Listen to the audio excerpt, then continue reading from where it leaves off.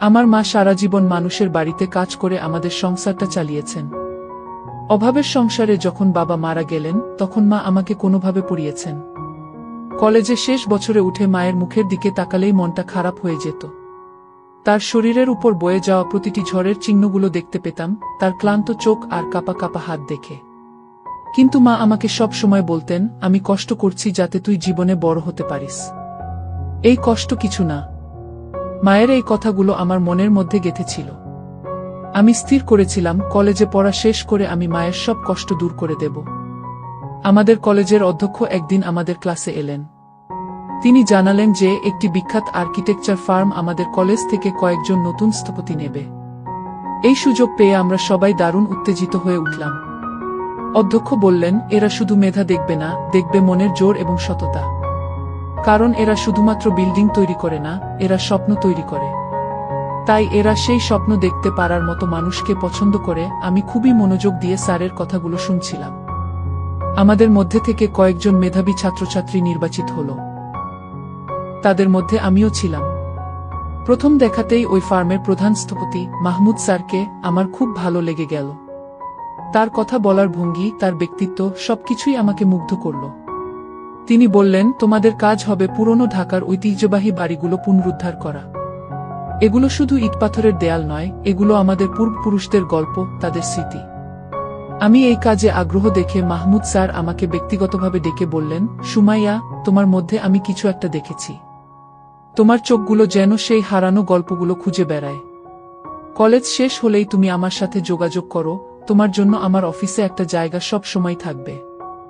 স্যারের কথাগুলো শুনে আমার মনে এক নতুন আশা জাগল। আমি জানতাম এই কাজটা শুধু আমার জন্য নয়, আমার মায়ের জন্যেও। কলেজ শেষ হওয়ার পর আমি মাহমুদ স্যারকে ফোন করলাম। তিনি আমাকে তার অফিসে ডেকে পাঠালেন। অফিসটা ছিল পুরান ঢাকার এক পুরনো ভবনে। সেখানে ঢুকতেই একটা অদ্ভুত শান্তি পেলাম।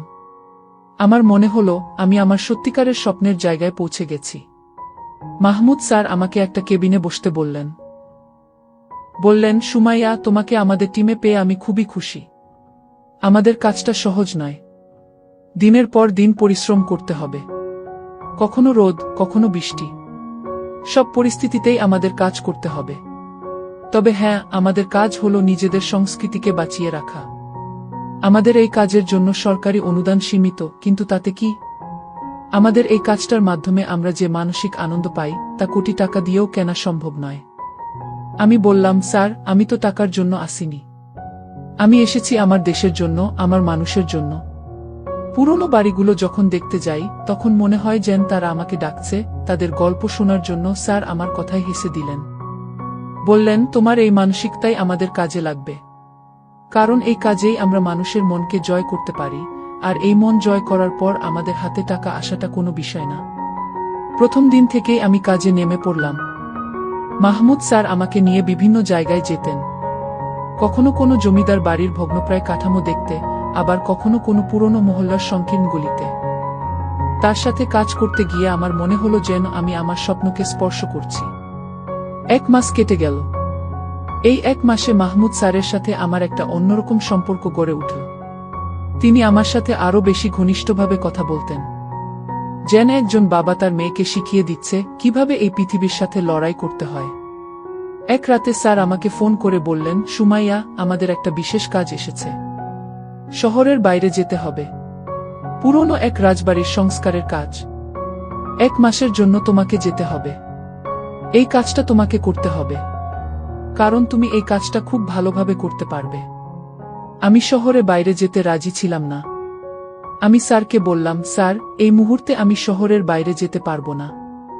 এই কাজটা অন্য কাউকে দিন। স্যার কোনোভাবে যেন আমার কথা শুনতে রাজি ছিলেন না। পরের দিন অফিসে আমার কলেজের এক বন্ধু লিনাকে দেখলাম। লিনা আমাকে দেখে এড়িয়ে যেতে চাইছিল। আমি তার সামনে গিয়ে দাঁড়ালাম। লিনাকে দেখে আমি চমকে উঠলাম। তার পরনে দামি শাড়ি, হাতে সোনার গহনা। লিনা একটা সাধারণ পরিবারের মেয়ে। তার বাবা একজন সাধারণ চাকরিজীবী। কিন্তু আজ তার এই পরিবর্তন দেখে আমি হতভম্ব হয়ে গেলাম। লিনা আমাকে দেখেও যেন আমাকে চিনতে পারছিল না।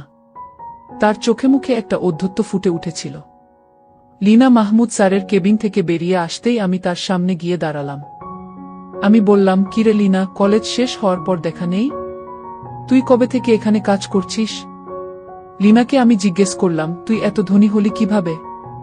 এই ফার্মের কাজ তো অনেক কঠিন, টাকা পয়সাও তো খুব একটা বেশি দেয় না। তাহলে তোর এই পরিবর্তন কিসের জন্য? লিনা রহস্যময় একটা হাসি দিয়ে বলল, তুইও যদি আমার মতো বাইরে যাস তাহলে তোর জীবনও বদলে যাবে। একটা মাস না, দেখবি তোর জীবনটা একটা বছরেই বদলে গেছে। লিনার কথায় আমি কেমন যেন একটা সন্দেহ খুঁজে পেলাম। এই ফার্মের কাজগুলো তো আমি জানি, তাহলে ওরা কিভাবে এত টাকা রোজগার করছে? লিনার কথা শুনে আমার মনে একটা অজানা প্রশ্ন জন্ম নিল। লিনাকে দেখে আমার মনে হাজারো প্রশ্ন ভিড় করে এলো। আমি ভাবলাম, হয়তো তাদের কাজে এমন কিছু বিশেষত্ব আছে যা আমি এখনো জানি না। কিন্তু কি সেই বিশেষত্ব? আমার মনে হচ্ছিল এই ফার্মে এমন কিছু হচ্ছে যা হয়তো আমি এখনো জানতে পারিনি। লিনাকে যখন আমি জিজ্ঞেস করলাম সে কি বাইরে কোনো অন্য কাজ করে, লিনা বলল, না, এখানে কাজ করেই আমার জীবন বদলে গেছে। তুইও যাবি, দেখবি তোরও জীবন বদলে গেছে। লিনার কথা শুনে আমার মনে আরো সন্দেহ ঘনীভূত হলো।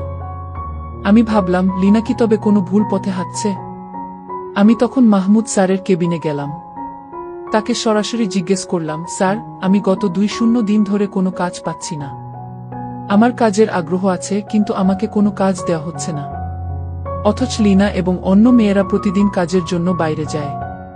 আমাকে কোনো কাজ না দিলে তো আমার মন ভেঙে যাবে। আর এমন চলতে থাকলে হয়তো আমাকে অন্য কোথাও কাজ খুঁজতে হবে। আমার কথা শুনে স্যার আমার দিকে তাকালেন। তার চোখে একটা নতুন ধরনের আলো দেখতে পেলাম। সেই আলোতে কোনো আন্তরিকতা ছিল না, ছিল অন্য কিছু। তিনি বললেন, সুমাইয়া, তুমি একজন নতুন স্থপতি। তোমাকে তো আর লিনাদের মতো সাধারণ কাজ দেওয়া যায় না। তোমাকে সঠিক প্রশিক্ষণ দিতে হবে। আর সেই প্রশিক্ষণটা তো আর অফিসে বসে দেওয়া যায় না। তোমাকে আমার সাথে যেতে হবে, জানতে হবে কিভাবে এই শহরের বাইরে কাজ করতে হয়। আমি স্যারের কথা মেনে নিলাম। তিনি বললেন, ঠিক আছে, আজ সন্ধ্যায় আমরা যাব। সেদিন আমি সন্ধ্যায় বাড়ি ফিরে মাকে বললাম, মা, আজ ফিরতে একটু দেরি হবে। স্যার একটা কাজে আমাকে বাইরে নিয়ে যাবেন। মা আমার কথায় কোনো প্রশ্ন করলেন না। তিনি আমার উপর সম্পূর্ণ বিশ্বাস রাখতেন। কিন্তু তিনি কি জানতেন আমি কোনো পথে এগোচ্ছি? স্যারের গাড়িতে করে আমরা শহরের বাইরে যাচ্ছিলাম। পথ চলতে চলতে আমি দেখলাম কত পুরনো বাড়ি, কত পুরনো দোকান। আমার মনে হচ্ছিল হয়তো স্যার আমাকে সেসব পুরনো জিনিস দেখাতে নিয়ে যাচ্ছেন, যাতে আমি আমার কাজের প্রতি আরও আগ্রহী হই। কিন্তু কিছু দূর যাওয়ার পর আমরা একটি হোটেলে এসে পৌঁছালাম। আমি অবাক হয়ে স্যারকে জিজ্ঞেস করলাম, স্যার, এখানে আমরা কি করতে এসেছি? এখানে কিসের প্রশিক্ষণ দেবেন? স্যার হাসলেন। তার সেই হাসিটা আমার কাছে অস্বাভাবিক লাগলো। তিনি বললেন, সব বলছি। আমরা হোটেলের একটা রুমে ঢুকলাম। রুমে ঢোকার সাথে সাথেই স্যার তার টাই খুলতে শুরু করলেন। আমি হতভম্ব হয়ে গেলাম। তিনি বললেন, সুমাইয়া, তুমি তো খুব বুদ্ধিমতী মেয়ে। সামান্য প্রশিক্ষণে তুমি আমার মতো সফল স্থপতি হয়ে যাবে। আমি বললাম, স্যার, আমরা তো এখানে কাজ করতে এসেছি। আপনি কি প্রশিক্ষণ দেবেন সেটা বলুন। আমি এসব অপ্রাসঙ্গিক কথা শুনতে আসিনি। আমার কথা শুনে স্যার হঠাৎ গম্ভীর হয়ে গেলেন। তিনি আমার কাছে এসে বসলেন। আমার হাতে একটা পানির বোতল দিয়ে বললেন, একটু পানি খাও। তুমি যদি ফ্রেশ থাকো তাহলেই তো আমি তোমাকে প্রশিক্ষণ দিতে পারবো। স্যারের কথাগুলো আমাকে আরো বেশি সন্দেহপ্রবণ করে তুলল। আমি বুঝতে পারছিলাম তিনি আসলে কি চাইছেন। আমি বললাম, স্যার, আমার এখানে আর এক মুহূর্ত থাকতে ভালো লাগছে না। আমি এখান থেকে চলে যাচ্ছি। আপনি যদি কোনো প্রশিক্ষণ দিতে চান তাহলে সেটা অফিস সময় দিন। আমি উঠে চলে যেতে চাইলাম। তখন স্যার আমার হাত ধরে টানলেন। বললেন, সুমাইয়া, কাজের প্রতি এত বিরক্তি ভালো নয়। আমি তার হাত জোরে ঝটকা দিয়ে সরিয়ে দিয়ে ঘর থেকে বেরিয়ে এলাম। হোটেলের ঘর থেকে বেরিয়ে আমি সিদ্ধান্ত নিলাম আর কোনোদিন এই ফার্মে ফিরব না। পরের দিন আমি অফিসে গেলাম না। মা আমাকে জিজ্ঞেস করলেন, কি রে, আজ অফিসে যাবি না? আমি বললাম, মা, কদিন ছুটি নিয়েছি।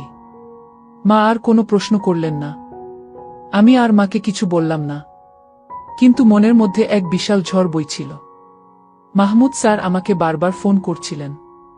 আমি তার নাম্বার ব্লক করে দিলাম। কিন্তু তিনি অন্য নাম্বার থেকে ফোন দিতে লাগলেন। আমাকে শত শত মেসেজ পাঠালেন। তার মেসেজগুলোতে ক্ষমা ছিল অন্য কিছু। আমি স্থির করলাম আর কোনোদিন সেই মানুষটার সামনে যাব না। কিন্তু তার পরের দিনই এমন কিছু ঘটল যা আমরা কেউ কল্পনাও করিনি। আমার মা যে বাড়িতে কাজ করতেন সেই বাড়ির মালিক হঠাৎ করে তাকে কাজ থেকে বাদ দিয়ে দিলেন। কারণ ছিল সেই মালিকের ছেলের বিয়ে। তার স্ত্রী চান না যে মা আর তাদের বাড়িতে কাজ করুক। আমার মা বাড়ি ফিরে আমার কাছে এসে কাঁদতে লাগলেন। বললেন, সুমাইয়া, এখন আমরা কি করব? এখন আমরা কিভাবে চলব? মায়ের চোখে জল দেখে আমার বুকটা ভেঙে গেল। আমার চোখে শুধু টাকার চিন্তা ঘুরছিল। আমি জানতাম মাকে এই কষ্ট থেকে আমাকেই মুক্ত করতে হবে। আমি জানলাম একমাত্র আমিই পারি আমার মায়ের জীবনে আবার সুখ ফিরিয়ে আনতে। আমি রাতারাতি সিদ্ধান্ত নিলাম মাহমুদ স্যারের কাছে ফিরে যাব। পরের দিন আমি আবার সেই অফিসে গেলাম।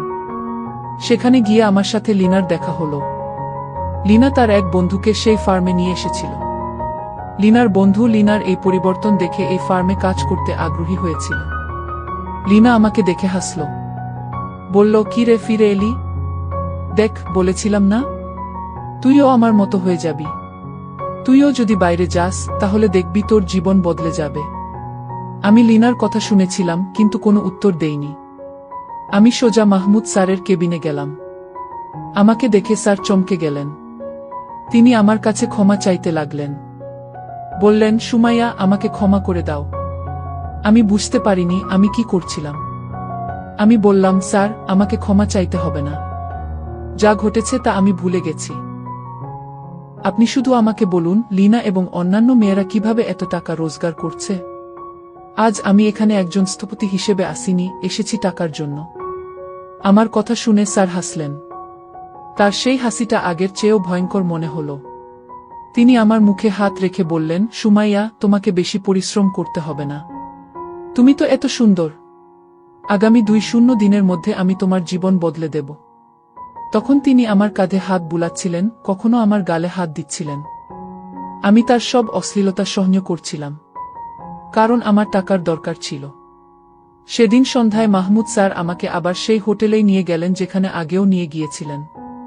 হোটেলে পৌঁছানোর সাথে সাথেই মাহমুদ স্যার আমার সাথে অশ্লীল কথা বলতে শুরু করলেন।